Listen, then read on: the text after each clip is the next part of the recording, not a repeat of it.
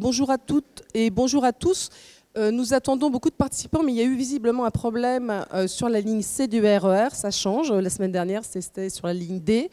C'est pour le partage des difficultés d'acheminement des gens qui prennent quotidiennement le train. Bonjour, je suis Françoise Aidants. Je suis la cofondatrice des ateliers Cinéma Répit et cofondatrice de l'association nationale Jeunes Aidants ensemble que j'ai l'honneur de présider. Je suis et nous sommes ravis de vous voir aussi nombreux aujourd'hui pour ce premier colloque français sur la question des jeunes aidants. Peut-être d'ailleurs devrais-je enlever question et juste parler d'une population jusqu'alors invisible et taboue. Ce premier colloque est, je l'espère, le premier d'une longue série et que nous, la France, les chercheurs, les universitaires, les cliniciens, les personnels de l'éducation nationale, les éducateurs vont prendre conscience que cette population a besoin de reconnaissance et d'accompagnement. La diversité des professions de cet amphithéâtre et des lieux d'exercice nous prouve que les jeunes aidants, si un jour nous devons avoir un projet consistant et national, politique et sociétale, la question des jeunes aidants est une question transversale. Les jeunes aidants sont partout, dans vos salles de classe, dans vos salles d'attente, dans vos structures éducatives et dans vos institutions médico-sociales. Je tiens tout particulièrement à remercier chaleureusement Madame la ministre de la Santé et de la Solidarité, Agnès Buzyn, qui a décidé de placer ce premier colloque français sous son haut patronage. La semaine dernière, j'ai eu l'occasion de rencontrer Madame la ministre et elle nous a conforté et confirmé tout son intérêt et tout son soutien pour les jeunes aidants. J'ai le plaisir d'accueillir Nathalie Elimas, députée du Val d'Oise, qui est la députée qui a porté à l'Assemblée nationale la loi de Jocelyne Guidez, sénatrice de l'Essonne, que j'excuse, qui n'a pu être présente auprès de nous. Cette loi est la loi de la reconnaissance des aidants. Grâce au travail acharné de Jocelyne Guidez et de Nathalie Elimas, la question et la place des jeunes aidants aura part belle.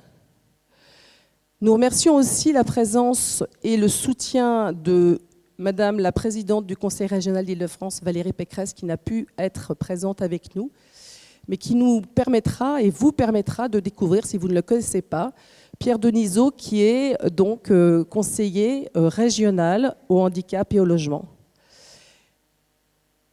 À la fin de l'allocution de Madame la députée Nathalie Elimas et de Monsieur Pierre Denisot, je donnerai la parole au professeur Aurélie Untas, qui est déjà assise. Ah oui, déjà assise. Voilà. Je vous souhaite une bonne journée, qu'elle soit fructueuse et que vous sortiez de cette journée avec des idées plus précises, voir si nous avons de l'ambition, si chacun d'entre vous avait pu repérer 2-3 petits indicateurs, 2-3 petits éléments qui vont vous permettre, dans votre pratique au quotidien aujourd'hui, eh bien, de repérer, d'accompagner et de diriger l'ensemble des jeunes aidants français vers des dispositifs pour répondre à leurs besoins, et vous le verrez, ils sont multiples. Merci beaucoup.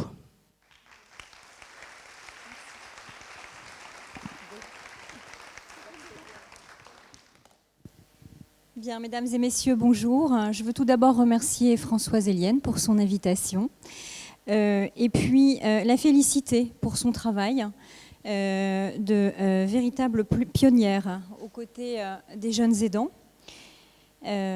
pour les faire connaître tout d'abord. Et je crois que là, j'ai déjà dit beaucoup.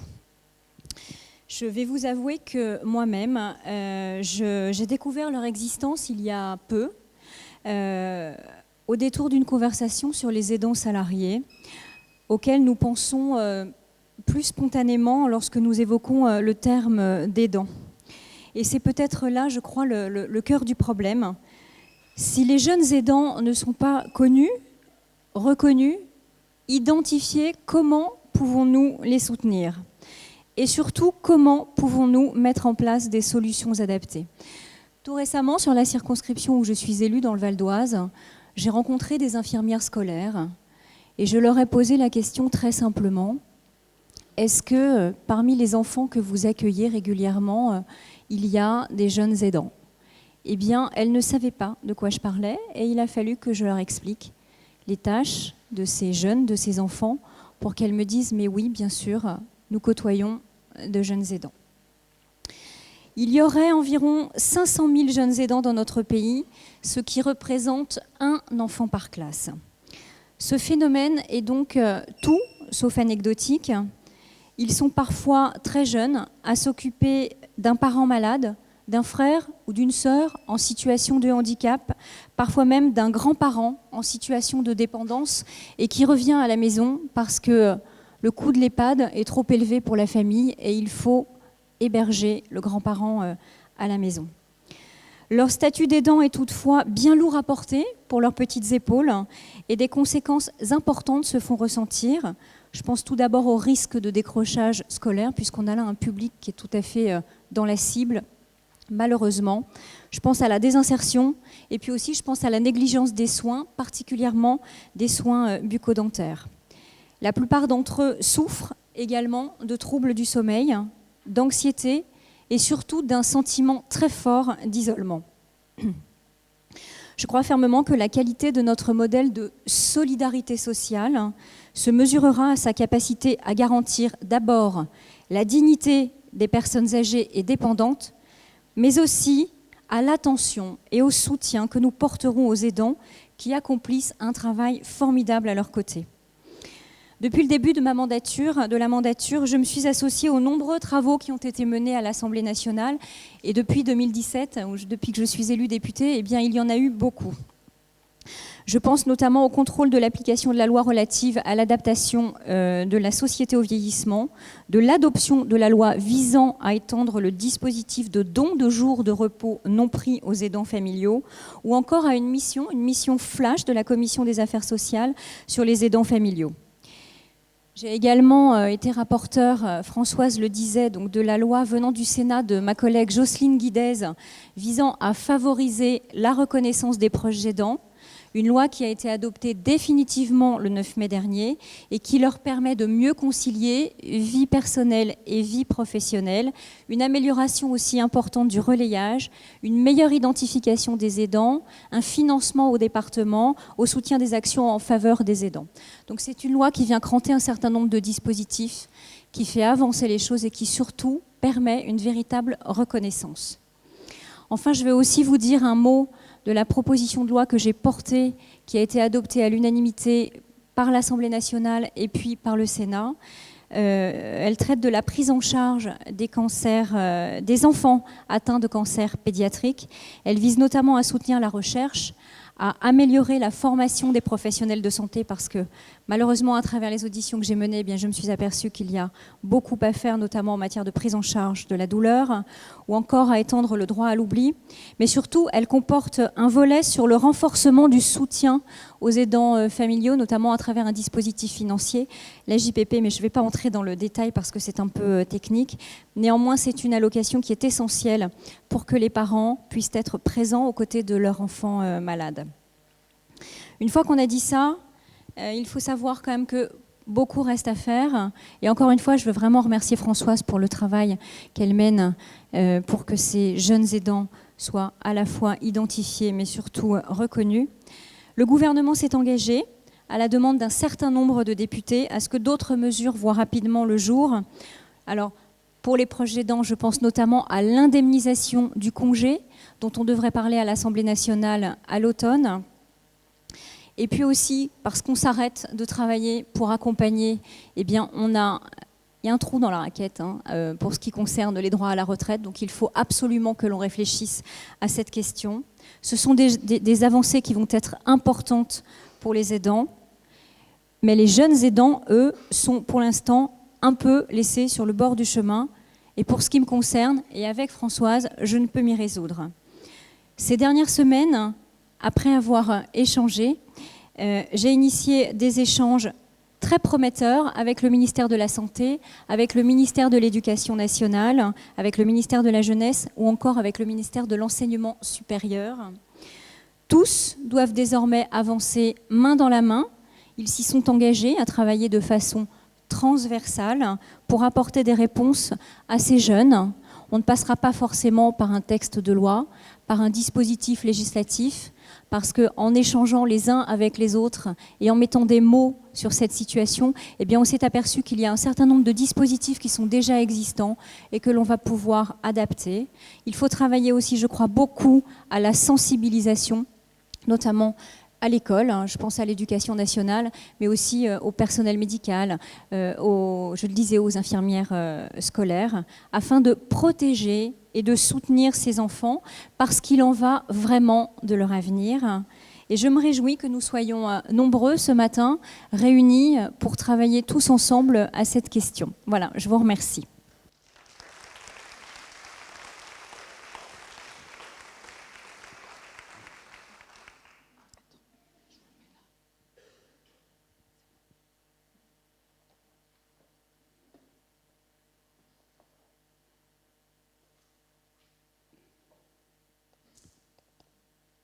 Bien, bonjour à tous. Je voulais saluer Madame la députée, chère Nathalie Elimas, Madame la présidente de l'association nationale JADE, Madame Françoise Élien, Mesdames et Messieurs les représentants de l'Université Paris Descartes, Mesdames, Messieurs, vous m'avez présenté comme le conseiller régional délégué en charge du handicap. Je dois vous avouer qu'à mes heures perdues, je suis également neuropsychologue. Quand on me laisse travailler, j'ai gardé un tiers-temps, voilà, de neuropsychologue en gériatrie. Donc je vois passer quelques aidants, puisque je suis spécialisé dans les pathologies neurodégénératives liées à l'âge, même si la plupart de mes aidants, entre guillemets, ils ont plus entre 70 et 90 ans. Mais voilà, donc j'ai cette connaissance particulière des aidants côté professionnel, mais je m'y intéresse bien évidemment au niveau politique. Moi, je suis honoré de pouvoir m'exprimer devant vous au nom de la présidente de région, Valérie Pécresse, à l'occasion de ce premier colloque national des jeunes aidants. Voilà. Honoré donc, et puis inquiet parce que nous sommes en 2019 et c'est le premier congrès des jeunes aidants, alors que le sujet des jeunes aidants, ce n'est pas un sujet émergent. Les aidants, ils existent dans nos sociétés depuis la nuit des temps, et de fait, les jeunes aidants existent dans nos sociétés depuis la nuit des temps. Alors pourtant, le sujet n'est pas encore clairement identifié en France. Jusqu'à présent, il n'a pas été l'objet d'une attention suffisante de notre part à tous. Voilà, je ne cherche à accuser personne, c'est collectivement que nous devons faire ce cheminement. C'est pourquoi, en premier lieu, je tiens à remercier l'organisation par le Laboratoire de Psychopathologie et des Processus de Santé de cette université, et bien évidemment l'association JADE, qui porte avec force, avec ténacité cet engagement de nous proposer aujourd'hui ce premier colloque pour attirer notre attention. En fait, ce n'est pas la considération des jeunes qui est spécifiquement en retard en France, c'est le sujet des aidants en général, qui a un peu de retard. Il a fallu attendre finalement les dernières élections présidentielles pour voir une irruption dans le débat politique du quotidien de ces 8 à 10 millions de Français. Et j'ai pu mesurer pendant la campagne présidentielle l'importance qu'a joué le lobbying très positif de toutes les associations qui sont venues sensibiliser l'ensemble des candidats. Et de fait, ce sujet a émergé. Je pense que c'est une très bonne chose. Le sujet, il est désormais cranté dans le débat public et il convient maintenant de le décliner et collectivement, bien évidemment, d'y apporter des réponses concrètes. Quand je dis décliner, j'entends qu'il faut poser sur la table toutes les facettes du sujet. Le statut des aidants, les polyaidants, aidants et salariés, la santé des aidants, le répit des aidants, la conversion, la transformation des compétences des aidants en des possibilités professionnelles, la supervision et le suivi des accompagnants aidants, la place de l'aidant dans le parcours de soins de l'aidé, la place que l'on fait à l'aidant dans le circuit et dans la prise en charge psycho-médico-sociale des patients, la paire-aidance des aidants, etc., etc. On peut décliner à l'infini. Et bien évidemment, le sujet des jeunes aidants, le sujet de ce colloque. À ce niveau de mon propos, vous pourriez me demander, mais pourquoi donc la région Île-de-France s'investit auprès des aidants? En effet, la thématique des aidants ne semble pas avoir d'implication directe dans le champ des compétences d'une région. Ma réponse va être très simple. La région Île-de-France est une collectivité qui se veut solidaire. Elle a un public lycée, un public donc potentiellement de jeunes aidants. Il y a bien évidemment les aidants des personnes en situation de handicap. Le handicap est un gros domaine d'intervention de la région et l'on sait que les aidants aident des personnes en situation de handicap. Il faut sortir de cette vision un peu trop partagée dans les administrations que les aidants aident uniquement des personnes âgées en perte de dépendance. Donc il y a ce sujet du handicap et puis bien évidemment le sujet des seniors qui deviennent aidants par la force des choses. Alors ainsi, par la volonté de Valérie Pécresse, depuis 2016, notre région a eu à cœur de développer des actions en direction des aidants. C'est pour cela que nous avons lancé dès notre élection un appel à projet nommé « Aide aux aidants », un appel à projet à destination des aidants de personnes âgées dépendantes, de personnes concernées par des pathologies neurodégénératives ou neurologiques évolutives, personnes aidantes concernées par l'autisme, les troubles psychiques, le polyhandicap et la fin de vie. Depuis 3 ans, nous avons dédié près de 800 000 € pour aider les franciliens au travers d'une quarantaine de projets associatifs, comme celui de l'association JADE. Et aujourd'hui, ce sont ainsi près de 14 000 aidants franciliens qui ont pu bénéficier du soutien, du répit et des projets associatifs que nous avons soutenus. Alors, à côté de ces soutiens financiers, nous sommes aux côtés de grandes associations nationales pour organiser, parfois accueillir des colloques sur le sujet, aux côtés des parlementaires qui portent plus particulièrement le sujet. Je pense à Jocelyne Guidez et à Nathalie Elimas qui ont bousculé de manière constructive le gouvernement qui ne se rendait peut-être pas suffisamment compte de l'urgence. Et cette prise en tout cas ce mouvement initié par les parlementaires au Sénat et aux députés porte leurs fruits. On voit la ministre de la Santé a été particulièrement réceptive à tout ce que vous avez pu lui apporter. Dans ce cadre-là, c'est tout naturellement et avec enthousiasme que nous soutenons l'association JADE, car le retard pris dans notre pays vis-à-vis des aidants, si on le compare à la Suisse par exemple, n'est pas acceptable. Au Conseil régional, nous soutenons de manière inconditionnelle JADE, car ses axes de travail et d'intervention coïncident parfaitement avec nos préoccupations régionales. Oui, il faut porter la voix des jeunes aidants, les rendre visibles et mieux les connaître. Oui, il faut favoriser leur mise en lien et leur expression, par exemple à travers les ateliers cinéma-répit. Oui, il faut leur aménager des temps de répit et favoriser la paire aidance entre les aidants, entre jeunes aidants. Et oui, il faut rendre accessibles les informations et outils qui peuvent les aider, les accompagner dans les dédales des procédures administratives, car lorsque l'on est jeune, on ne maîtrise pas forcément la complexité administrative française. Et même quand on est moins jeune, on a encore du mal à s'y retrouver. Voilà, et tout le monde est d'accord. Oui, il faut sensibiliser le milieu médical, le milieu social, les administrations, l'éducation nationale, les entreprises, mais aussi les politiques, les collectivités locales, et puis la société tout entière, qui doit apprendre qu'une partie de notre jeunesse mérite notre mobilisation, car ces jeunes aidants sont infiniment courageux, infiniment responsables et infiniment méritants.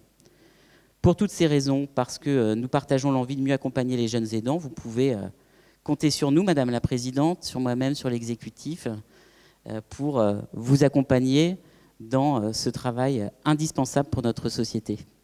Je vous souhaite à tous une très bonne journée de travail. Je vous remercie.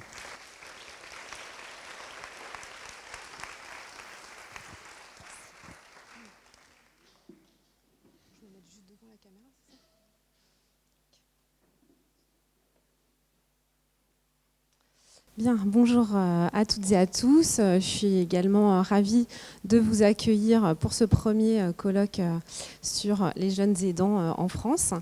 Et juste en petite introduction, je vais essayer de faire court. À l'université Paris Descartes, avec ma collègue Géraldine Dorard, on a commencé à travailler sur la question des jeunes aidants début 2017. Et puis quelques mois plus tard, on a eu la chance de rencontrer Françoise Élien. Et puis de là est née une fructueuse collaboration. En tout cas, j'espère qu'à la fin de la journée, vous aurez l'impression qu'elle était fructueuse, cette collaboration.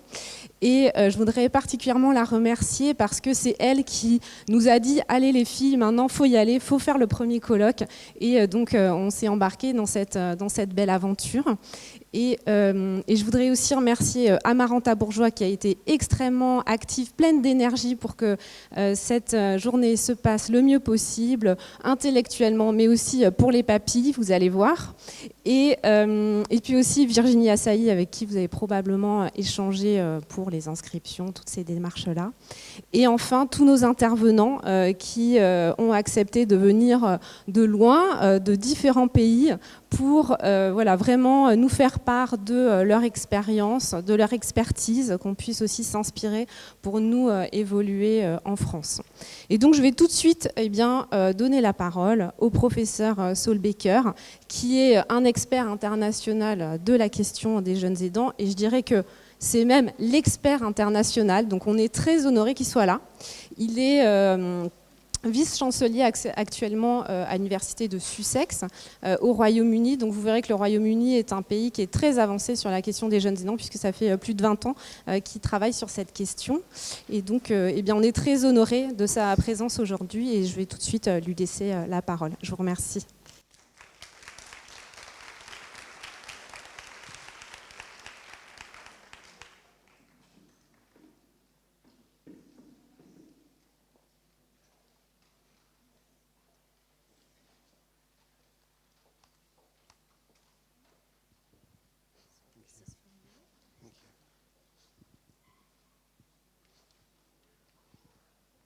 Bonjour Paris.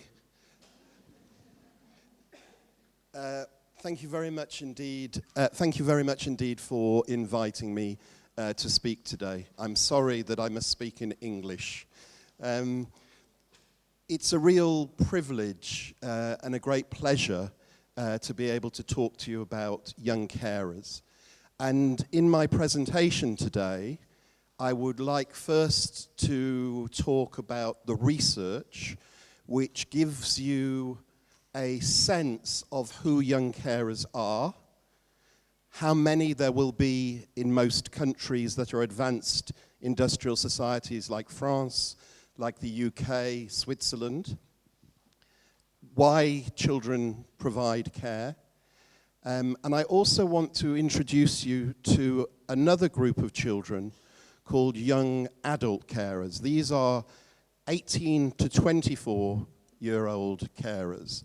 So young carers are children under 18, and young adult carers are young adults 18 to 24. The reason I think it's important to talk about this other group is that when children are carers, their caring does not stop at the age of 18. It continues. And so it's important to think about what we do for those children who continue to care into young adulthood. Okay, here we go. So the starting point for any conversation about family care is to ask the question, whose responsibility is it to care in any family or in any society? And the answer to that question usually falls down to 4 different groups. Firstly, the state. Does the state have a responsibility to provide care? Secondly, the market. Can people buy care to support family members who are ill or disabled? Thirdly, the non-governmental section, NGOs or charities, who often fill in the gaps between the state and the market. And the 4th group is the family, the informal family, family who provide care through love, through duty, through attachment, through responsibility. And the key thing to remember is that in some families, it will be children that will be providing that care. So I'm delighted to have the opportunity now to talk about children who are carers. And I'd like to thank all the organisers, all the people who've already been mentioned by the previous introducers. So I won't go through each of those if you don't mind, but it is with great gratitude that I'm here today. Thank you. So, in the United Kingdom, there are 11 million children. Do you know how many children there are in France? Anyone like to have a guess? The number is approximately between 11 and 12 million, around that figure. So there are, I think, unless anyone wishes to correct me, I'm happy to be corrected. But I think it's a similar amount of children. Plus 1 or 2 million isn't really of importance. So the United Kingdom and France are very similar in the overall population size and in the number of children. In the United Kingdom, 3 million children are living in households where there is illness, mental health, disability. 2.5 million children are affected by parental mental illness. 1.3 million are living with parents who have alcohol problems, excessive use of alcohol. 360,000 children have parents who are misusing drugs. So, who are young carers? Young carers are not all of those children. They're not the 11 million children. They're not the children who are simply living in families where there is illness, disability, impairment, frailty, mental illness, drug or alcohol misuse. They are children who take on a caring role. So some children may not take on a caring role because perhaps the state is providing support. Other children may live in families where there is more money, and so they can buy support.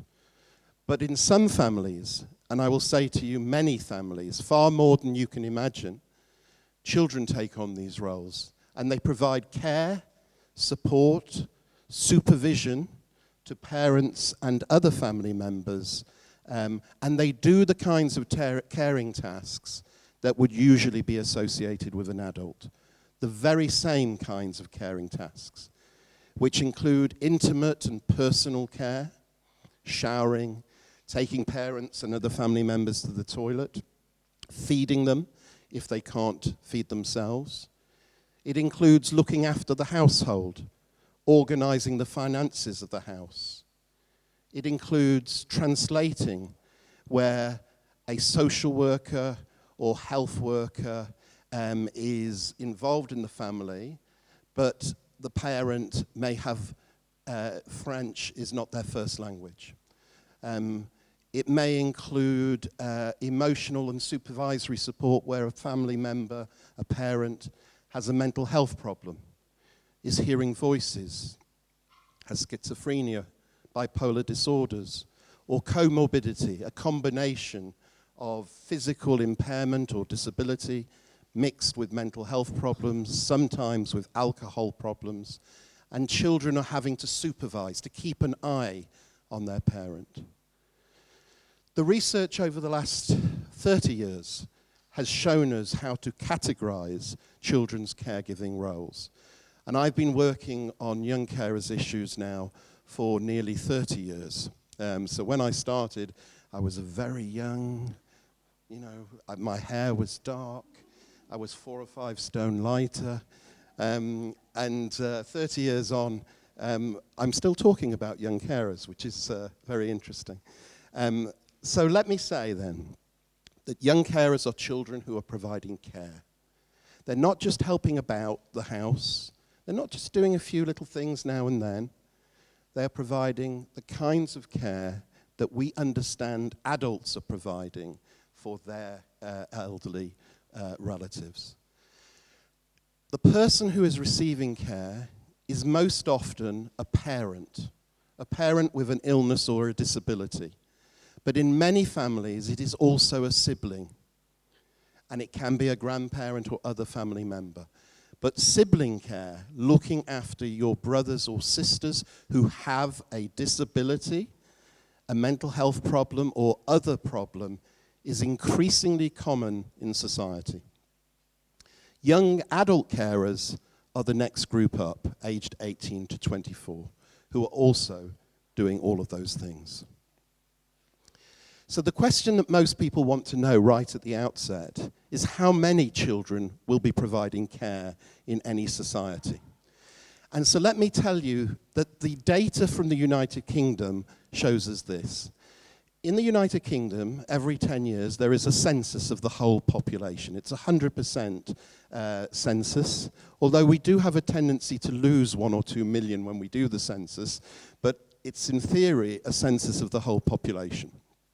And in 2001, for the first time, the UK census asked, is there someone in your family who provides care to an ill or disabled relative? It was a very simple question. And the answer that you were able to give in the census was yes or no, and then you were able to give the answer of how old was the carer, okay? And how many hours did the carer provide care? And it asked you to say if it was 1 to 19 hours, 20 to 49 hours, or 50 hours plus. So it was a very simple set of questions, and they repeated that set of questions in the 2011 census, okay? So this is the first time a whole population in a single country has been asked the question about carers. And from that, we know the number of children who were identified as young carers. One thing you have to remember is that the methodology that you use to identify and count young carers will have a different answer depending on what methodology you use. This methodology is completed by the adult in the household, the head of the household. So the head of the household has to first acknowledge that the child is the carer. They then have to tell us the age of the child, and then they have to tell us how many hours per week that child is caring, okay? And I have always said that by asking parents or heads of household to identify if a child is a carer, we'll get one figure, but if you ask children directly, you'll get a different figure. So let us deal with the first set, which is asking the head of household. So in 2001, 175,000 children were identified by their parents as being a carer. And in 2011, 215,000 children were identified as being young carers. This is a 19% increase. But let me show you this figure, because these data are really important. If you look, excuse me while I just see where the pointer is. Excuse me again if I come over here. If you look here, this is the age of the children. These are children aged 5, 6, and 7. In 2001, the census for England and Wales, I'm now looking at England and Wales, said that there were 5,500 children who were carers, and it went up to nearly 10,000 in 2011. But this is incredible. These are children aged 5, 6, and 7. Not 23, 38, or 56. These are children who in the United Kingdom have only just started going to primary school. And what we see, what we see is that the figure, the proportion, has risen 83% between 2001 and 2011. We can see that there are 12,000 children aged 8 or 9, 72,000 children aged 10 to 14, etc. And you can see here the increases. Overall, a 19% increase. But the biggest increase is in the youngest age group. These are official census statistics. They're not researcher ones by universities. They are government statistics that show the increase in the number of children from very young age. The next slide is perhaps even more dramatic. Here we see the ages again, and we're looking now just at 2011 census. So we see 5, 6 or 7-year-olds. We see that 7,000 were caring for 1 to 19 hours, 1,000 for 20 to 49 hours, and 1,600 children providing care for 50 hours per week or more. And of the 8 to 9-year-olds, it rises to 1,520 who are providing over 15 hours. So again, these are primary school children at our first set of schools, some of whom are providing over 50 hours of care a week. So these children are involved in full-time caring. And so the question is, how can a child of 5, 6 or 7 be involved in full-time caring? This doesn't make sense. But the reality is that according to their parents, remember this is the parents disclosing this, these children are on call for 24 hours a day. They are providing care, they are reminding parents to take medication. I have videos of some children as young as 6 who are giving multiple injections to a parent during the day to ensure that they're stable. They are fetching and carrying. Some of these children are providing intensive supervision, being there, keeping an eye out. And all of this care is on call 24 hours a day. But of course, as the age group gets older and older, so that you become 10 to 14 or 15 to 17 or whatever, you see larger numbers of people, young people, doing more hours of care. And all the research from 30 years shows that as children get older in their families, they are expected to do more and more care within those families. In 2010, for the first time, I did a survey with the BBC. And this is a different methodology, and this is the methodology that is now being used in Switzerland, in the Netherlands, in many countries, to identify and to count who are young carers. And this methodology doesn't ask the head of the household, it asks children directly. It asks children, are you involved in a range of caring tasks?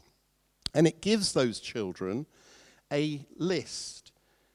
And this is a psychometric instrument which researchers in France and across the world have used to try and count the numbers of young carers. It's called the MACA, the Multidimensional Assessment of Caring Activities. And it's been translated into about 16 or 17 different languages.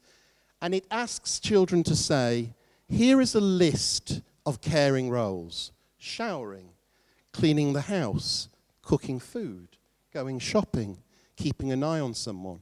A whole list of about 20 items. And it then says, do you do these none of the time, some of the time, or a lot of the time? And children in schools in many parts of the world literally fill in the MACA. And what you can then see when you analyze those scores is whether some children have no caring responsibilities at all, and whether some children identify that they are providing a whole range of caring activities. And when we did this for the first time in the UK in 2010, we found that 8% of children at random, 4,000 children, were involved in personal and intimate care. Showering, dressing, washing parents and other family members.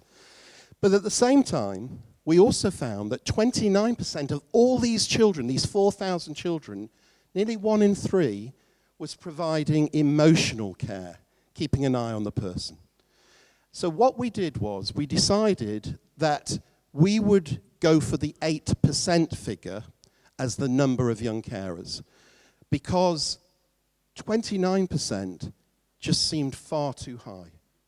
And the BBC, which was very worried about legal challenges to the data, preferred for us to go for 8% because the official statistic from the census suggested it was only 2%. That 700,000 figure from the census is only 2% of all children.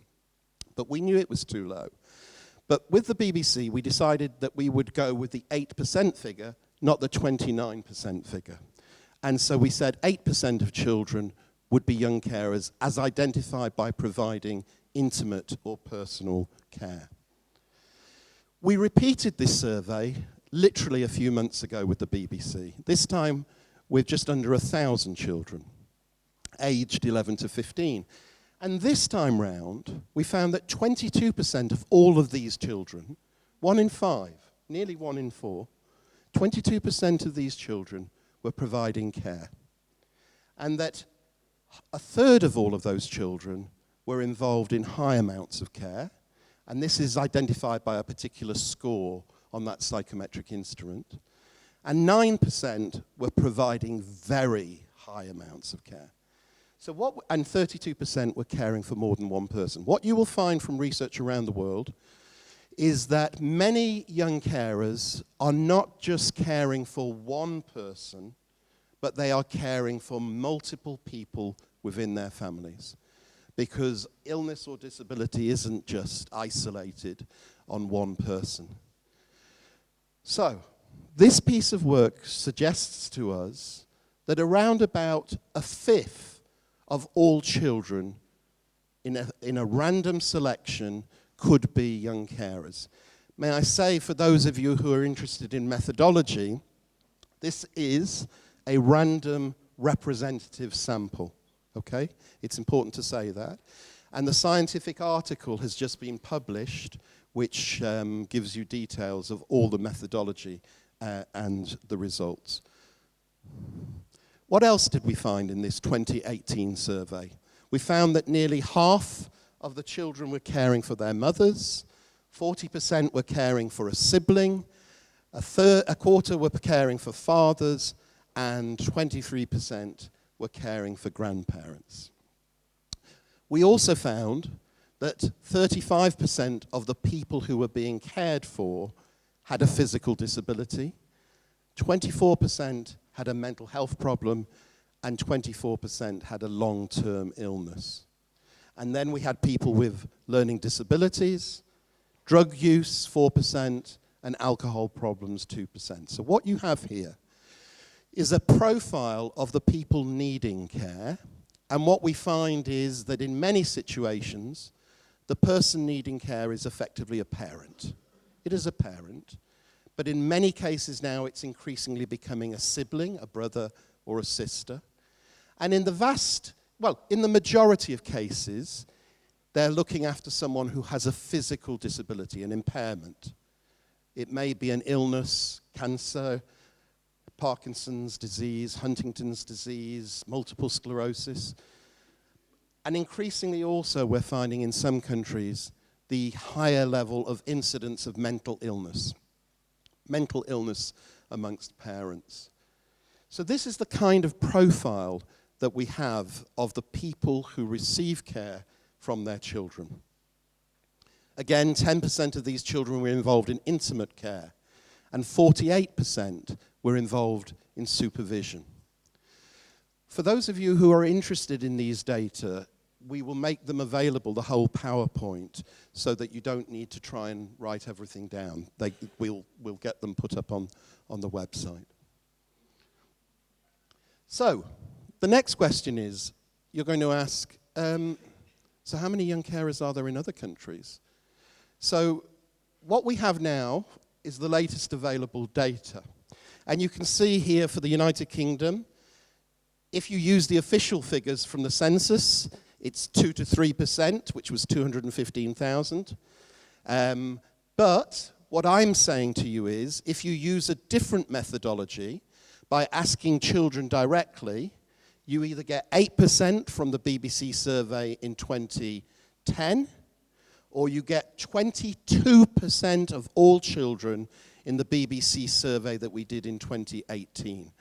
22%. In Australia, it's 3 to 4%. In the USA, it's 3%, and I'm delighted my colleague Phelan Lewis is here because she's been doing most of the work in the United States. Sweden, approximately 7%, Italy about 3%, Switzerland 8%, and Agnes Liu, I'm delighted, is here as well. We've had a long-term collaboration it's far too long. I think I probably was a child when we started, Agnes, and Agnes will be talking later on about some of her findings. Germany 5%, Austria 4.5%, the Netherlands 10%. But these figures, again, use a methodology which is to ask children directly. Now, I'm going to hazard a guess, and I'm going to stick my neck out on this, which is to say that in most advanced countries of the world, because of the imprecision in the way that people calculate young carers, and if France is at all like the UK, and believe me, you're far more sensible. Far more sensible. I'm waiting for a laugh, but there isn't one. So in France, I would put... it's a delayed laugh. Okay, so in France, I think the figure for how many young carers there will be greater than the 500,000 that was quoted. And I think it will be anything between 10, my lowest figure, 10%, to 20%. I think France will be somewhere in the middle. And I'm willing to bet you €1 that I'm right. Okay, so this is the kind of profile. I love these translations with delayed reactions. It's so you can see now the kind of numbers that we're talking about. My guess from 30 years of doing this research is that the proportion of children who are carers in most advanced industrialized societies will be around 15% or upwards. So if you know how many children you have in France, you can estimate approximately, but I hope that we will hear later on the results of a study done in France. When I first started researching young carers in 1992, there was no research at all. There was no dedicated projects. There was no law or policy for young carers. Children who were carers did not have any rights or entitlements. And there was very little public recognition. People didn't really know what we were talking about. And over these years, I've been involved in many studies, 50 different funded research projects. And they have looked at young carers in the UK and in many other countries as well. And I'm delighted that the work has had an influence on policy and law.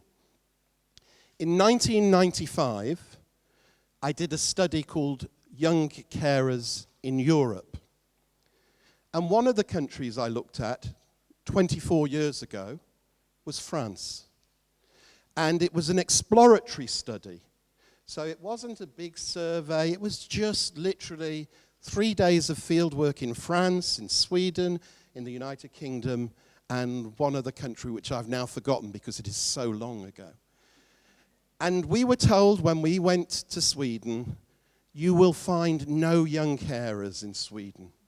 We have the best welfare state in the world, from cradle to grave, and it is impossible to have young carers in Sweden.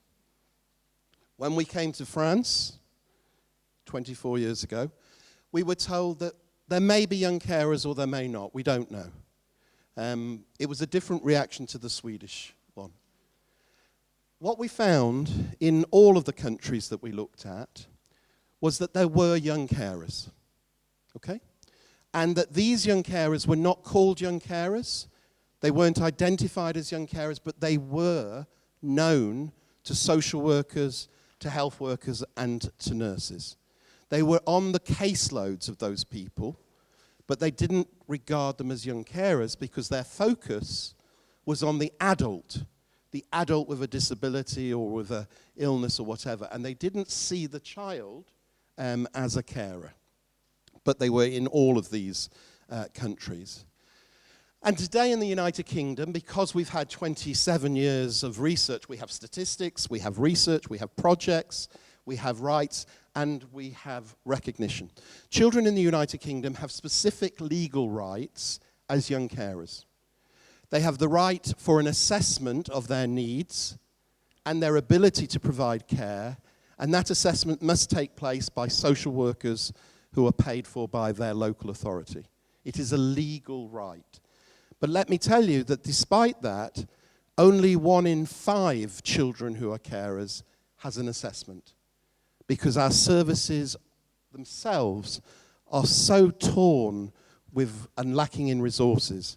We've had 10 years of austerity, and so many children simply fall through the net. But in other countries like Sweden and Norway, children who are carers or children who are next of kin is the phrase that's used, also have specific legal rights. And so what we are seeing is more countries taking on the responsibilities of identifying and then supporting young carers. What do we know about the outcomes of caring on children? What does 30 years of research tell us about what children say is the effects of caring on their lives? In a nutshell, to try and get 30 years of research into one slide is always a little challenge. But what we know is that they talk about restricted friendships, about the sense of stigma by association. If your parent has HIV or AIDS, or if your parent has a severe mental health problem, or if their condition is exacerbated by alcohol or drug misuse, as a child, do you really want to take friends home? Do you really want to take people from your school back to your home when your parents' behavior is erratic, is unpredictable? And so this sense of shame and stigma is very powerful in many families. Children also talk about fear, the fear that social workers or others may intervene in a punitive way, may take children off parents because their parents are seen as not able to look after their children. And in the United Kingdom, when we take children into care, into the care of the local authority, the care of the state, the main reason at number 1 is child or sexual abuse. But a second or third reason, depending on which year it is we take children into care because their parents are disabled. So your chances of being brought into care as a child with a disabled parent are strong. And parents and children fear that kind of intervention. There are also silence and secrets children don't want people to know. There are emotional problems that children talk about. There are the health problems, the physical injuries of having to carry a parent upstairs to get them to the toilet or to get them to the bedroom. There is also, though, on the other side, a sense of positives. So we have a whole list of negative outcomes, but we must not forget that for some children, this experience over time can develop their resilience, their coping mechanisms to deal with difficult circumstances, their sense of responsibility. It can make them grow up very quickly, maturity. It can give them a set of skills which many other children would not have, and it can help them take control, feel included within their families because they are playing an active role. Let me say something very quickly then about the next group of young people aged 18 to 24, but particularly for 16 and 17 and 18-year-olds who are what we call in transition. So they are in transition between childhood and adulthood. And this group of young people, as I've said, don't simply stop caring at the age of 18. They carry on caring. And it's really important to recognize that the needs of a 17-year-old young carer are different to the needs of an 8 or 9-year-old young carer, because they're at a different stage in their life cycle. They're at that stage where they are thinking about going to university. They might even be thinking about independence, separating from their families to have their own families. And so this is a particular issue in terms of what do we do with and for young adults who are carers aged 17, 18 and onwards. And their needs for support include help with employment, help to get to university or to college, help to think about their independence, and so on. Most of these children have cared throughout their childhood. Families expect them to do more and more as they get older. There is a lack of career advice. Most of these children are living in families on low income or in poverty, etc., etc. So now the question is, how many young adult carers are there around the world? You know, I've suggested to you that the number of children who are carers is approximately, or is going to be approximately, anything between 10 and 20%, and I'm aiming for around 15% or more. But the number of young adults aged 18 to 24, we know even less about this group than we do about young carers. We know in the United Kingdom, according to the census, it's 5.3%. In the United States, it's about 9%. And other countries are just starting to think about this. But what I would urge you is, if you are thinking about developing services and interventions for young carers in France, think also at some stage about the next age group up. In the United Kingdom, we ignored 18 to 24-year-olds for 20 years. So I started this work, as I say, 30 years ago. For the first 20 years, all I was interested in, because I'm a researcher and it's the nature of the job and how you get your money to do research, I was interested in children under 18. And I realized that I had let down 18 to 24-year-olds because we focused just on the children. So it may be worth you thinking about how you help the next group up, because the next group up are still your young carers, just plus 1 or 2 or 3 years. In 2013, I did a survey of young adult carers, and we looked at a wide group of 14 to 25-year-olds. And why I want to talk just for a minute about this is it will give you a sense of their difficulties in a number of different places: at school, at university or college, and in the workforce, because I think it's helpful for you to understand some of the impacts. These are the reports. All these reports are available free off my website. So we know from this last survey that many of these children were providing high levels of care. You don't need to worry about these diagrams. They started caring at 10, 52% were caring for their mothers, 14% for their fathers, and so on. So you can see again the profile. 1 in 5 were caring for more than one person. 55% of these people had physical disabilities, half had mental health problems, long-term illness. The reason why it adds up to more than 100% is because there's comorbidity. And for those of you who work in this field, you'll know that that's a combination of all of these different conditions. In many surveys, actually no, that's not true. In some surveys, there is sometimes a shock finding. And in this survey, the shock finding was that 45% of the young carers that we surveyed self-reported that they had a mental health problem. This was not to be expected. And what they were saying to us was that they had depression, anxiety. They were constantly worried that these emotional mental health difficulties were combined with physical symptoms, bedwetting, and other things. But the finding that nearly half of these children said that they were in mental difficulty was a total shock to us. And that finding has led to a piece of research across some of the European countries called the Me-We project, which I'll talk about in a minute.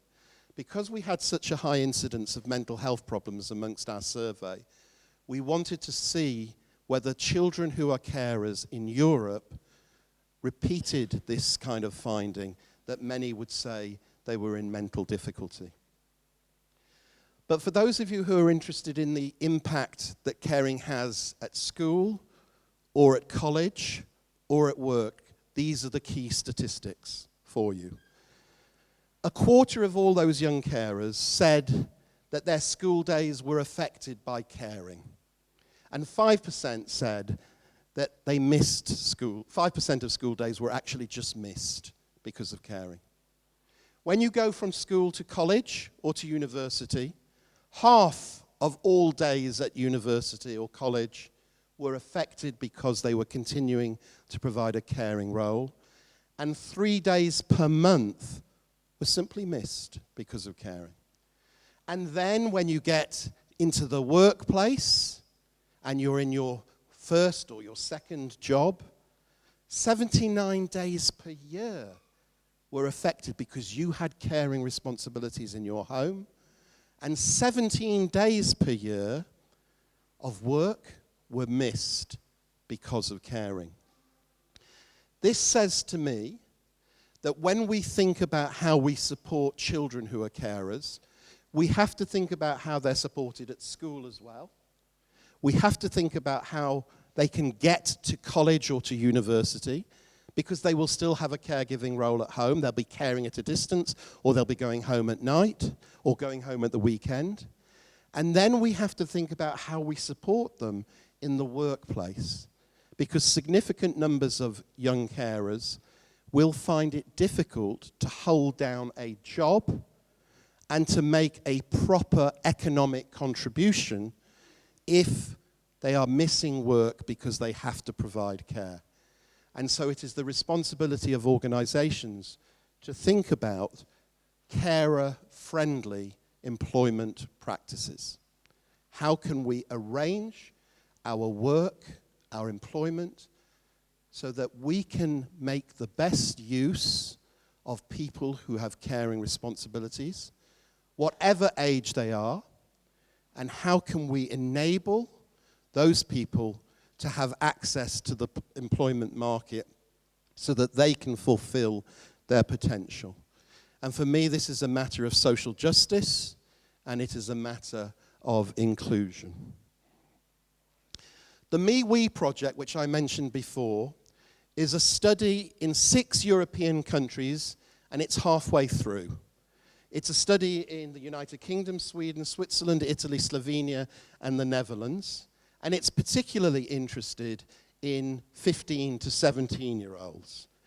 We have done a survey of just under 10,000 people, and we have discovered that 2,418 were carers, and 1,684 were young adult carers, or adolescent young carers, aged 15 to 17, because that's the particular group that we're interested in this survey. And what we have found, again, is that these young people are performing high amounts of care. Girls are performing greater amounts of care than boys. And in Slovenia and the United Kingdom, these adolescent young carers are performing the very highest levels of care. We found, again, that many of these young people have difficulties in school. So for those of you who are, can I just get a sense? Are any of you in education, working in education ministries, or working in schools, or colleges, or universities? Could you just put your hand up? So a few of you. Okay, but again, what we find here is that many of the children that we are surveying across Europe say that it's difficult at school. So if you look at Italy, the first group, 8% of these adolescent young carers are reporting negative school performance, and 6% are reporting bullying. But if you go over to the United Kingdom, 22% of the adolescent young carers are talking about negative school performance. They're finding it difficult at school because they're distracted. Because before they get to school, many of them are providing some hours of caring. Some of those children are having to get parents out of bed, get them to the toilet, wash them, shower them, feed them before they come to school. And some of those children will be worrying about their parents all day, whether they're safe, whether they've moved, whether they've eaten. Then they have to go home, and then they have to repeat it all again. And then they have to get themselves to bed. But some of them will have to cook the meal, and they'll have to deal with the brothers and sisters when they also come home from school. And it repeats at university and in other places. So what we are finding, again, is that children in this survey are reporting about the difficulties that they're having at school. And they're also telling us about the health difficulties.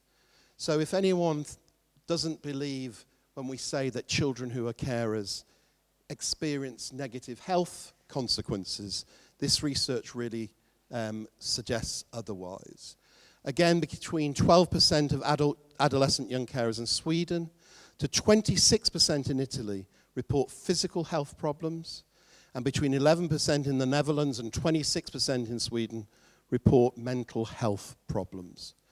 Again, so the incidences of poor physical and mental health reported by children alongside poor educational experiences is now a common global theme of the research, consistently so for nearly 3 decades. Again, you can see here, and this is the shocking data which has not been revealed before. So for the first time in any piece of work in those 28 years, 27 years, we asked children about whether they had thought about harming themselves or harming other people. First time ever.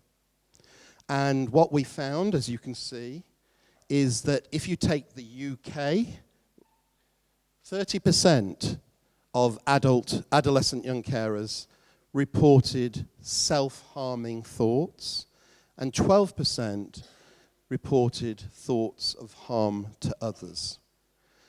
And the harm to others, we must name this, is harm to the person that they're looking after. Okay?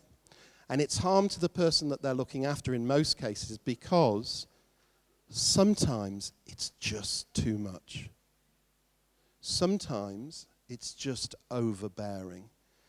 If your life as a child is dominated by caring, your friendships are restricted. You can't have people home. Your school is affected. You're being bullied because your mother is disabled. Your prospects are low, and you're doing the things I've said every day, including weekends when people in paid employment sometimes have a break. Sometimes it's just too much. And so we need to think very carefully about how we support children who are really finding it profoundly difficult to cope. And this is a very unspoken area. This is only now emerging in the research, literally only now emerging in the research, as something that we should be concerned with. In the United Kingdom and in Sweden, there are more services to support young carers. They have the most advanced level of services in those 6 countries. And so some children will receive support from the state or from charities or other organizations. In Slovenia and some of the other countries, there's nothing at all, no services. And so in those countries, children rely more on friends than on professionals. Okay, I have 10 more minutes, I think. Do I? Yeah? We started very late.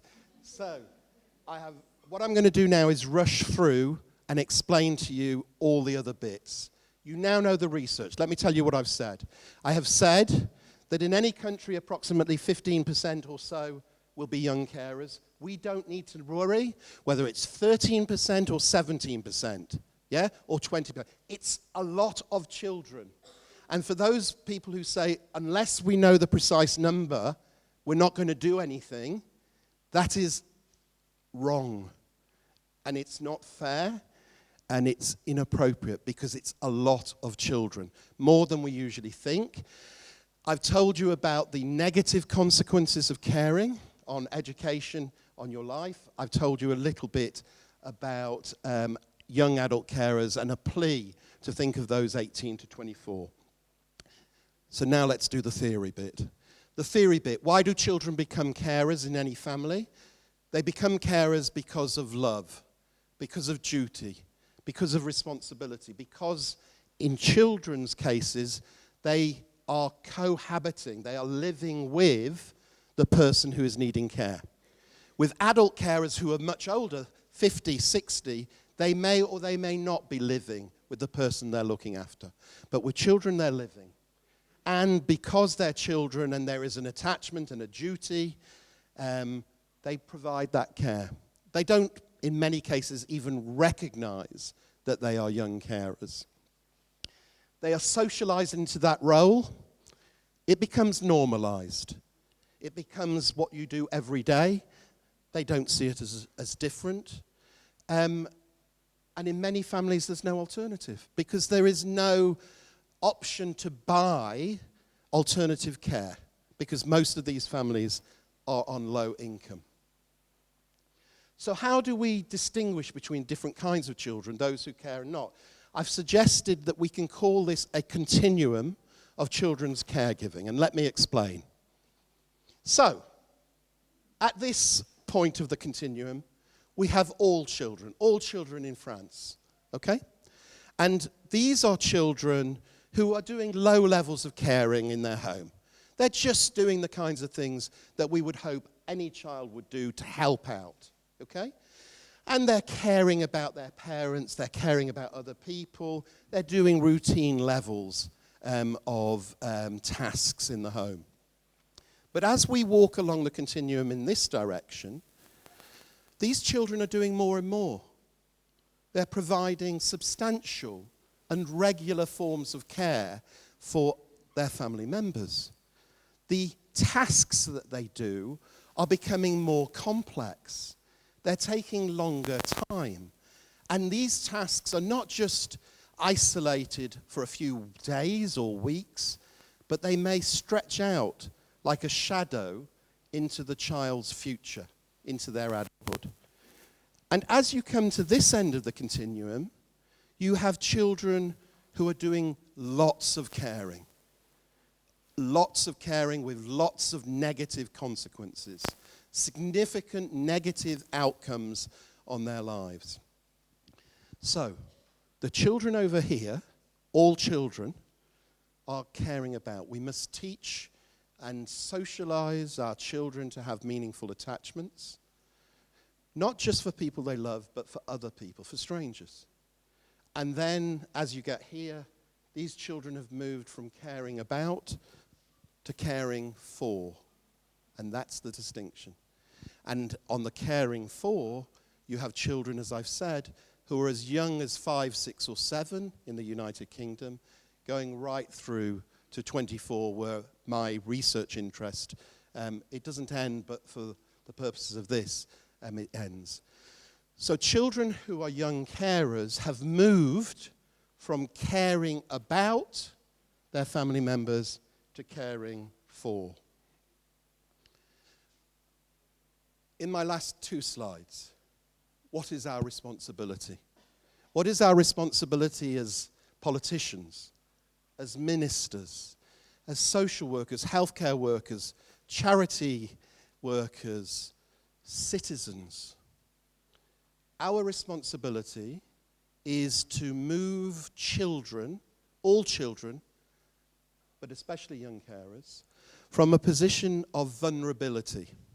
And by vulnerability, I mean that they are providing inappropriate levels of care in their homes, excessive, exaggerated levels of care. that they have restricted education, they have reduced life chances, their well-being and health has been affected, they feel isolation, they feel stigma, and there is a high impact on their psychosocial development and on their opportunities going forward. This is vulnerability. And that cluster of factors will make it difficult for any child to function well, to achieve what they need to achieve to become full participants in society. So what do I mean by growth? It is about supporting children to learn, wherever it may well be, in school, in college, in university, and thereafter, lifelong learning. It is about enabling them to thrive, to achieve, to feel protected, to enjoy, to be supported, to be identified, to have an assessment of their needs, and to flourish. To flourish because, like any person, like any child, if they are to play a meaningful part in our social and economic lives, they need to have those opportunities. And our responsibility, collectively and individually, is to ask the question, what can I do to support young carers in France? My colleague Agnes Lou, in a few minutes or an hour or so, is going to talk to you about where France positions itself in an international league table. I'm not going to tell you the answer because I want Agnes to have the trouble. And so I am skipping all those slides, hoping that you don't notice where France might be. So I'm closing this now. It's been a great pleasure to speak to you. I hope that you will find the research that we have discussed helpful. For me, as a researcher, this has been a professional journey for nearly 30 years of my life, and it's a real pleasure and a great privilege to talk to audiences around the world. It's also very much a personal journey, because when I was a child, I was a carer. And the two people behind me, this is me, was a very handsome young fellow in those days. The two people behind me, on the left was my grandmother, who had Parkinson's disease. And I provided care for my grandmother throughout my childhood. And on the right is my mother, who passed away a few years ago, who also had Parkinson's disease. And so I've experienced caring as a child and at a distance as an adult. So when I come to places like Paris and other places, for me, there is a great sense of pride, but also a great sense of responsibility, because when I was a child caring, there was nothing. We didn't even have the language to describe young carers. So whilst France has taken a few years to wake up, forgive me, but while France has taken a few years to wake up, that's all fine, because now is the time to get it right for young carers. Thank you very much.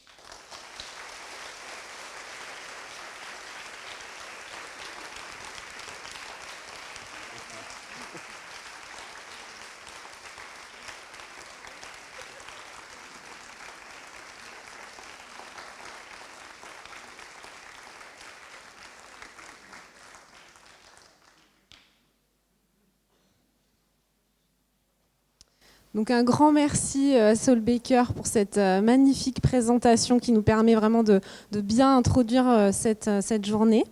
Et donc je vais tout de suite passer la parole maintenant à Gwenaëlle Thual, qui connaît la question des jeunes aidants depuis plus d'une dizaine d'années, qu'elle travaille dessus, Et elle a notamment travaillé chez Novartis, où elle a été représentante de l'enquête qui a été publiée fin 2017, donc Novartis Ipsos, sur les jeunes aidants. Donc elle va nous donner son regard justement sur la question, et je l'en remercie.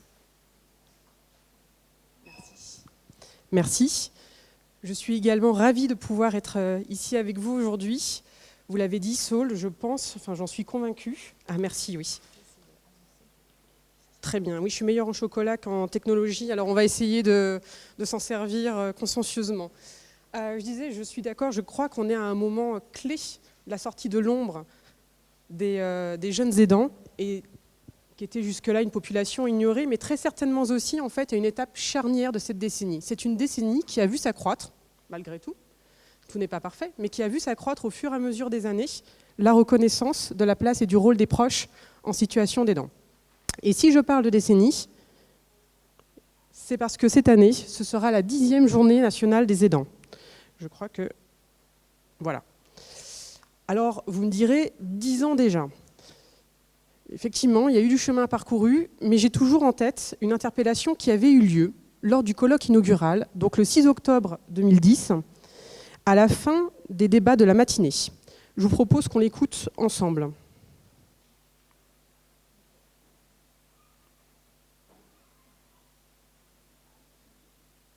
« 25 ans, étudiant, aidant familial, mère atteinte de la maladie d'Alzheimer depuis 7 ans, à l'âge de 52 ans, père qui était en activité professionnelle jusqu'en 2007, surtout aidant principal, qui était soumis à une grosse charge d'aidant. Donc il a fini aux urgences de l'hôpital Tenant, dans le 20e arrondissement, voilà, suite à 2 AVC. Ensuite, on lui a révélé une DFT, une démence frontotemporale, donc c'est une démence. Mon père, il a 61 ans, ma mère a 59 aujourd'hui. Seul à gérer la situation à 22 ans, avec un cursus scolaire qui était mis entre parenthèses. J'ai 25 ans aujourd'hui. Voilà, ma vie de couple aussi, parce que bon, étant jeune, il y a une vie de couple aussi entre parenthèses, enfin, qui est en parallèle, donc elle a été mise entre parenthèses aussi. Elle n'a pas échappé aux dégâts collatéraux qu'implique la maladie d'Alzheimer. Voilà, j'ai cumulé ce qu'on... On dit souvent une personne cumule des handicaps. Moi, j'ai cumulé des difficultés. Mère Alzheimer jeune, père épuisé, DFT, voilà, aidant familial unique et surtout jeune. Voilà, je pense que c'est important. Cette journée, elle est pour moi, elle est pour les aidants familiaux. Je pense qu'on parle souvent des aidants familiaux, mais les jeunes aidants familiaux, je pense que j'ai bien fait de venir. 10 ans après, cette interpellation, elle me semble toujours d'actualité. Et 10 ans après, vous l'avez dit, je pense qu'on tient là, j'espère en tout cas cette année, la possibilité de pouvoir adresser une réponse aux jeunes concernés qui soit autre que le silence, mais assourdissant, qui a suivi ce type d'interpellation, et ce jusqu'à très récemment. Comment expliquer, parce que c'est assez stupéfiant, que les jeunes en situation d'aidance aient finalement fait si peu l'objet de travaux de recherche quand, et j'ai compté, dans le même temps, il y a eu plus d'une centaine d'études, enquêtes, sondages, rapports concernant la population aidante et qui étaient focalisés plus sur les aidants dits seniors, un peu plus âgés. Il ne s'agit pas d'opposer bien évidemment les uns aux autres, mais comment accepter que ces jeunes ne furent pas plus les sujets de prise de parole, de réflexion, de décision, alors qu'ils représentent près d'un tiers de la population en France. Vous avez demandé tout à l'heure, du coup, les chiffres, qu'est-ce que ça représente ? Eh bien, pour les moins de 25 ans, si on se parle d'un tiers, c'est qu'on n'est pas très loin de 20 millions de personnes.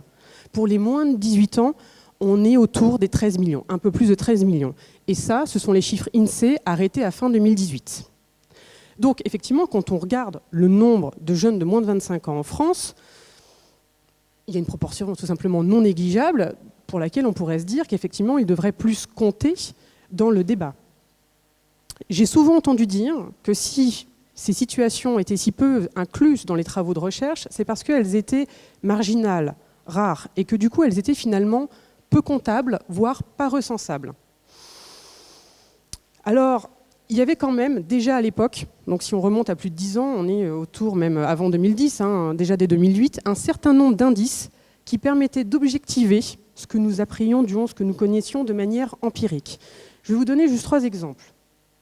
Le premier, et c'est peut-être le plus emblématique, c'est l'enquête handicap santé.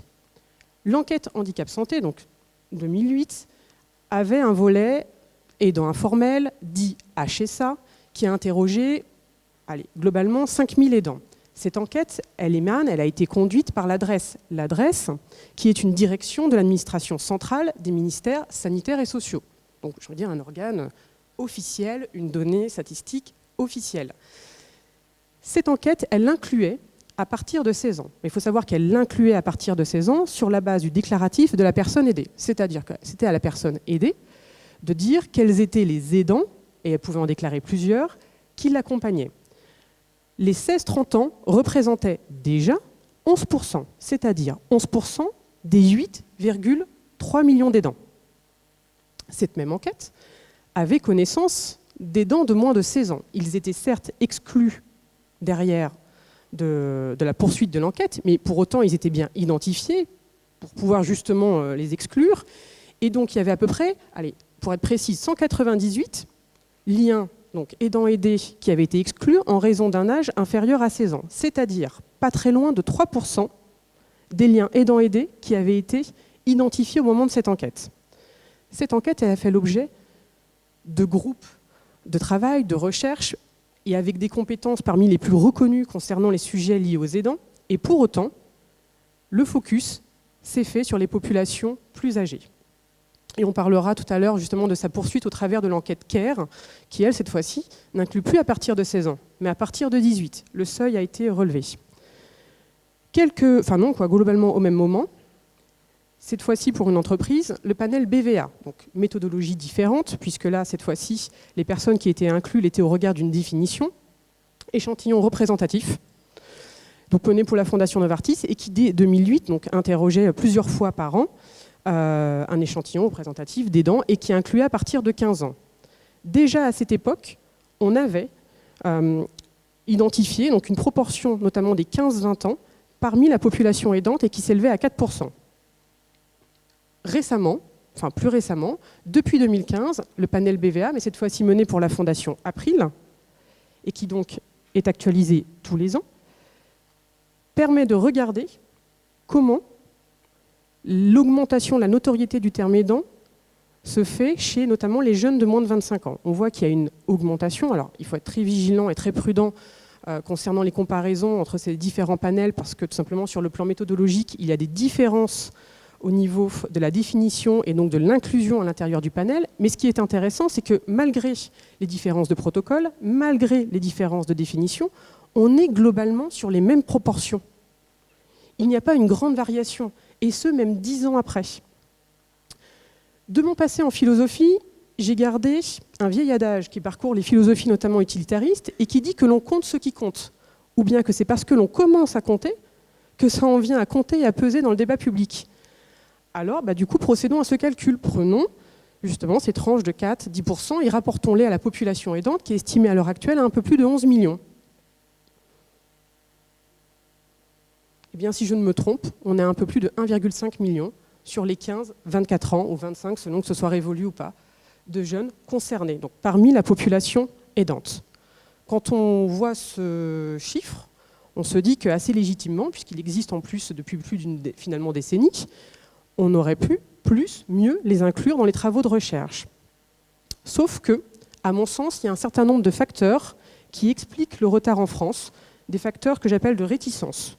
Alors, ils sont nombreux, mais j'aimerais m'attarder sur 4 d'entre eux, et facteurs auxquels j'ai été moi-même confrontée lorsqu'on a mis en place l'enquête pour laquelle je vais donner quelques éléments ensuite.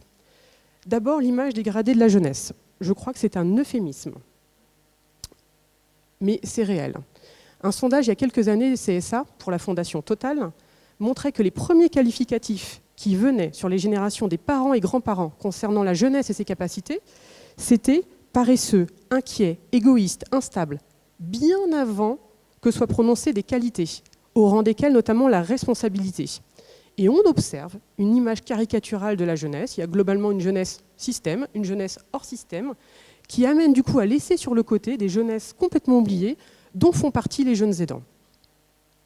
Deuxième élément, tabou. Ces situations sont tabous. On est en plein cœur de la sphère privée, le plus souvent, mais pas que, au domicile.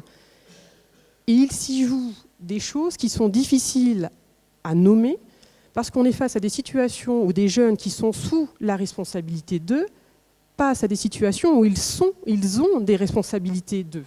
Justement, ce cheminement que vous avez expliqué tout à l'heure. Et c'est notre vision même, notre conception même du care qui s'en trouve bouleversée. Je veux dire, le care, il est normé, son invisibilité même, elle est institutionnalisée, la répartition des responsabilités, elle est tout autant. Et d'un coup, ces situations viennent complètement bouleverser l'ordre établi. Ça vient semer comme une forme de chaos et on a énormément, collectivement, de mal à pouvoir l'envisager. Troisième facteur, les difficultés méthodologiques, et pas des moindres.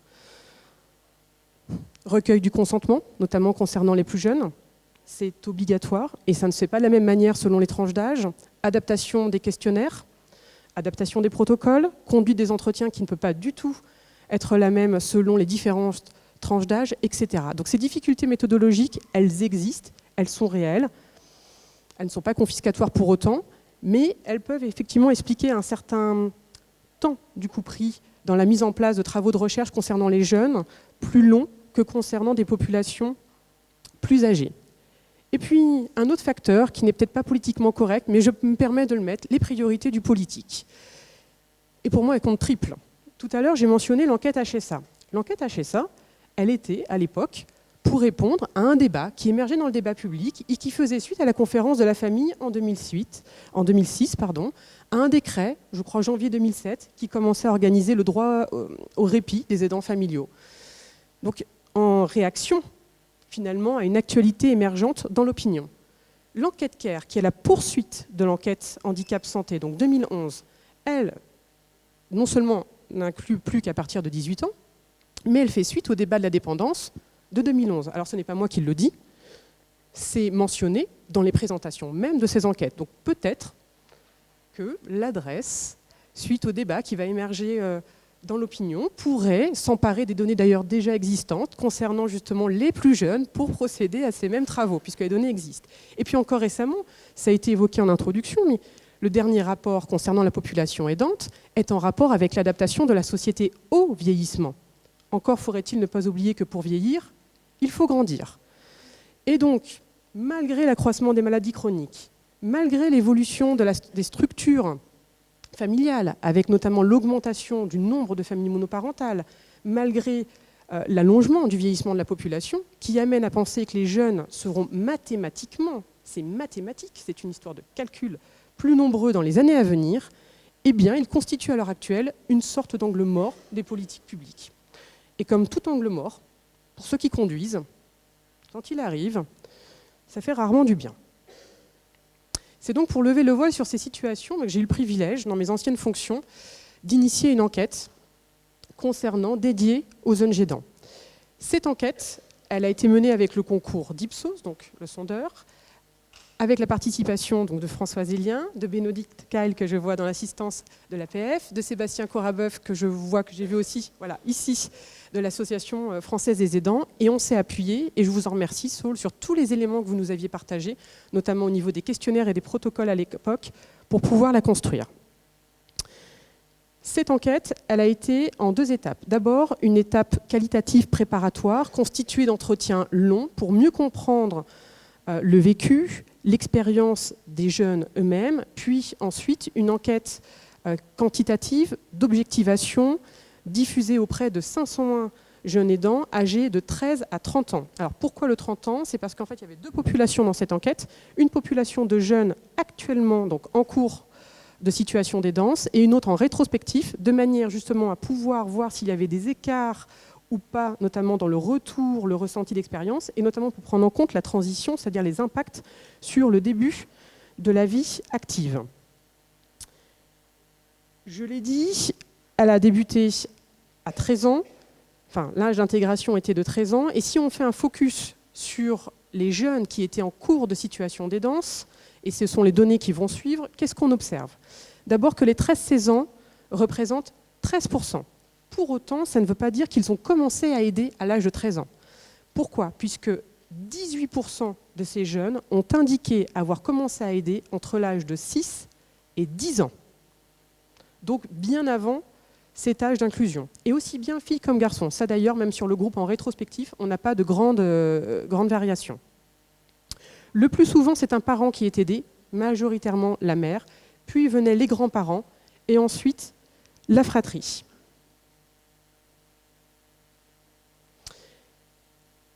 La maladie grave, l'âge, le handicap, ce sont les 3 raisons qui ont été les plus citées pour justifier de l'aide qu'ils apportent. Et notamment dans la tranche des 13-16 ans, c'est à 72% en raison d'une maladie grave.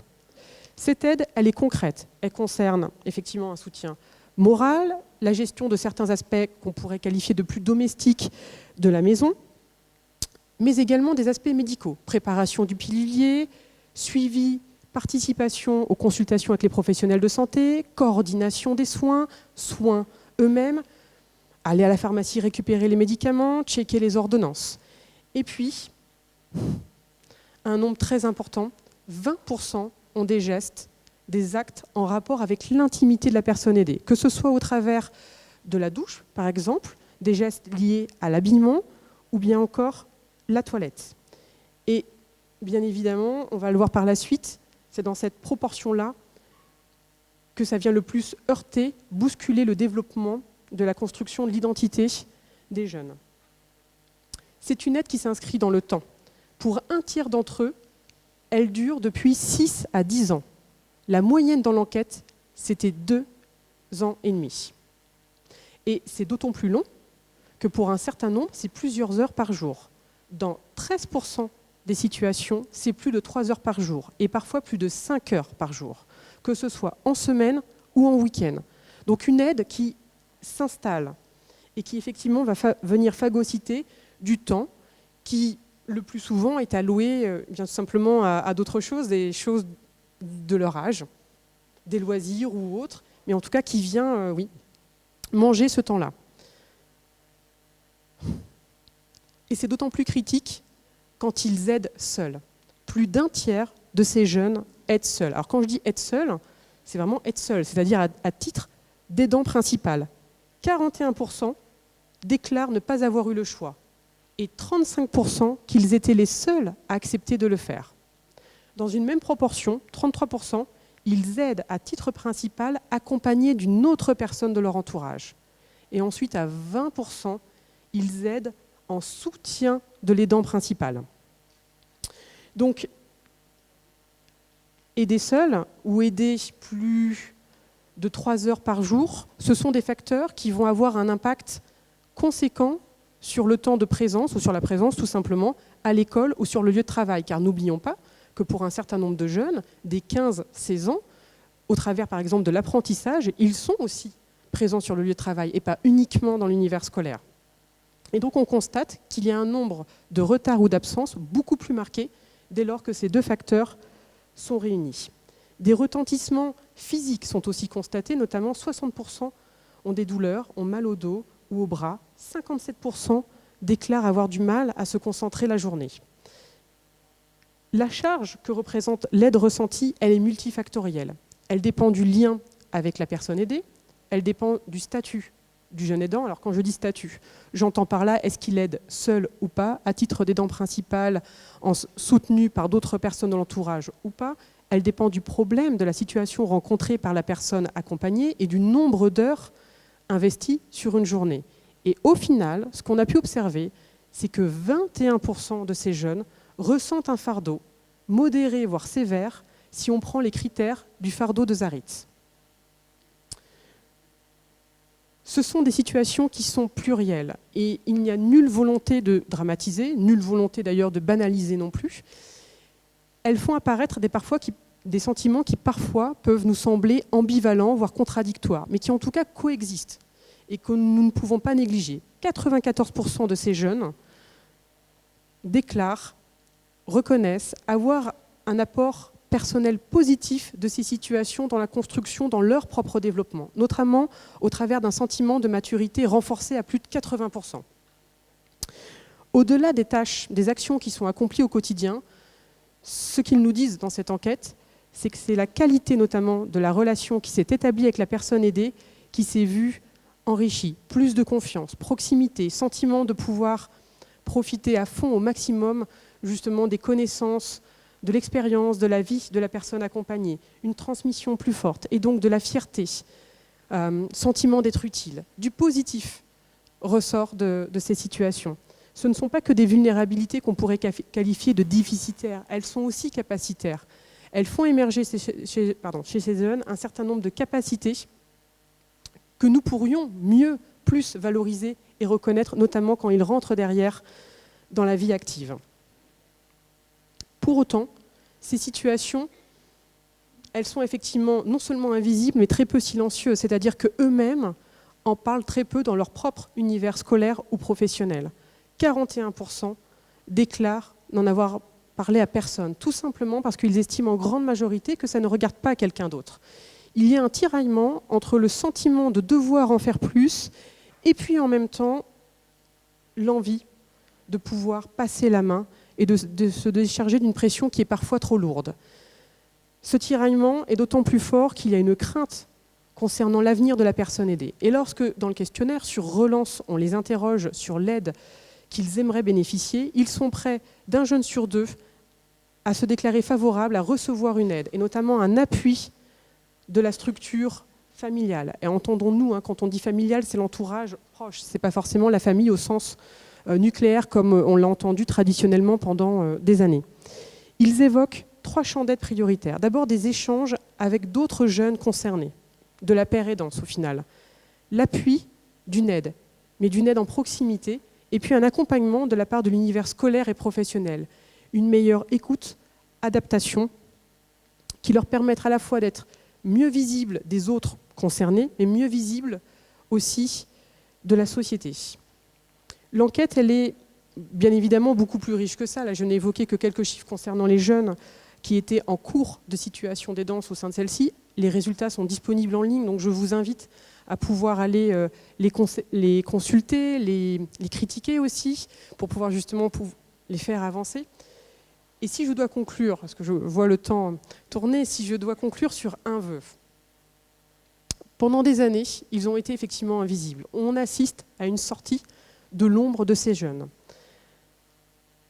Ça fait émerger, ces situations font émerger de nouvelles questions en rapport avec notre propre rapport à la vulnérabilité. J'ai beaucoup entendu dire qu'il fallait y répondre avec prudence, et bien évidemment, j'y souscris. Mais répondre avec prudence ne veut pas dire répondre avec frilosité, ça ne veut pas dire non plus répondre à reculons. Et y répondre ne signifie pas non plus les enfermer ou les assigner à ce statut qui viendrait du coup complètement, pardonnez-moi du terme, bouffer leur identité. Y répondre, ça veut dire être tout à fait conscient des vulnérabilités qui y sont et des enjeux sous-jacents, mais à mon sens, je le disais, non pas les envisager comme des vulnérabilités déficitaires qui viendraient encore amoindrir, rabaisser qui ils sont, et finalement retarder, ou en tout cas dévaloriser leur entrée derrière dans la citoyenneté en tant qu'adultes. Mais si je devais avoir un vœu, et je conclurai là-dessus, c'est vraiment les envisager comme des vulnérabilités capacitaires, c'est-à-dire capables, en capacité de pouvoir non seulement les rendre à même d'exercer une citoyenneté adulte épanouie, mais capables aussi d'apporter à la société de nouvelles compétences, de nouvelles solidarités dont ils sont les seuls à disposer à l'heure actuelle. Voilà.